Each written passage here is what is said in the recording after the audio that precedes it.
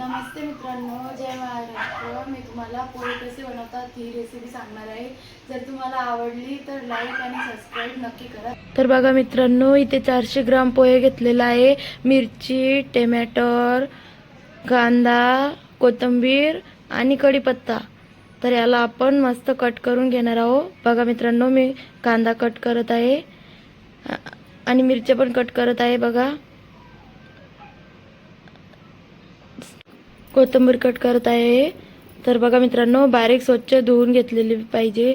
आणि tomato cut करत आहे मित्रांनो। बघा, टोमॅटो जाड कट केला तरी पण चालेल, कारण की तो कांद्यामध्ये तेलामध्ये फ्राय होऊन जातो।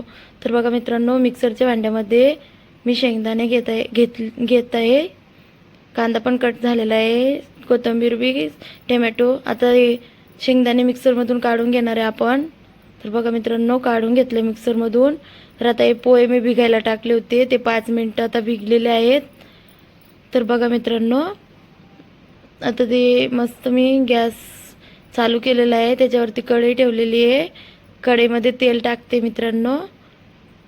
3 चम्मच टाकलं तरी पण चालेल, तुम्हाला कसं कोणत्या पद्धतीने आवडतं तर ते तुम्ही तुमच्या हाताने टाकू शकता, तुमच्या पद्धतीने। तर बघा मित्रांनो, मी आता याच्यामध्ये मोहरी टाकणार आहे।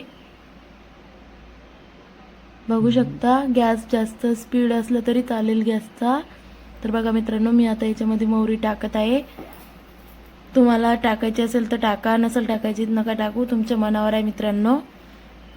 तर बघा, मी याच्यामध्ये कांदा कट करून टाकलेला आहे, तो लालसर भाजून घ्यायचा मित्रांनो। आणि त्याच्यामध्ये मी जिरा पण ॲड केलेला आहे।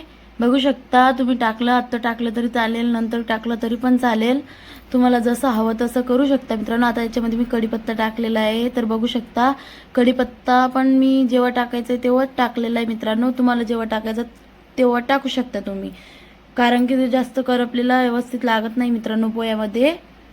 तर बघा मित्रांनो, आता मी त्याला फिरून घेणार आहे लालसर होईपर्यंत। गॅस मीडियम करून ठेवलेला आहे मित्रांनो मी। तुम्हाला कसं ठेवायचं ते तुम्ही डिसाईड करू शकता मित्रांनो। तर बघा मित्रांनो, आता याच्यामध्ये मी मिरची टाकणार आहे। मिरची टाकली आहे, आता बघू शकता तुम्ही। त्याला मी फिरून घेत आहे। तर चांगलं फिरून घ्यायचं आपल्याला, चांगलं खरपूस होईपर्यंत भाजायचं आहे आपल्याला। मग त्याच्यानंतर आपण त्याच्यामध्ये कट केलेला टोमॅटो टाकणार आहे मित्रांनो। तर बघा, टोमॅटो टाकत आहे आता आपण। ह्याला पण चांगलं खरपूस होईपर्यंत फिरून घेऊया मस्तपैकी। त्याला फ्राय झालेला व्यवस्थित मस्त पोहामध्ये छान लागतो मित्रांनो। तर तुम्ही बघू शकता, आता मी याच्यामध्ये थोडंसं मीठ ॲड करणार आहे। तर मी याच्यामध्ये मीठ टाकणार आहे मित्रांनो। तर बघा मित्रांनो, मस्त आपण फिरून घेणार आहे। आता याच्यामध्ये आपण शेंगदाणे ॲड करणार आहे मित्रांनो। तर शेंगदाणे पण खरपूस भाजेपर्यंत आपण फिरवणार आहे। तर बघा, फिरवत आहे मी। तर तुम्ही बघू शकता मित्रांनो, आता मी याच्यामध्ये हळद टाकणार आहे।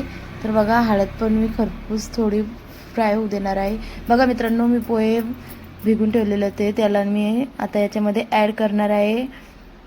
सगळे ते भाजलेलं आहे, कांदा, टोमॅटो वगैरे वगैरे सगळे, मिरची वगैरे फ्राय झालेलं आहे। तर आता याच्यामध्ये मी टाकलेलं आहे कोथिंबीर, पोहा।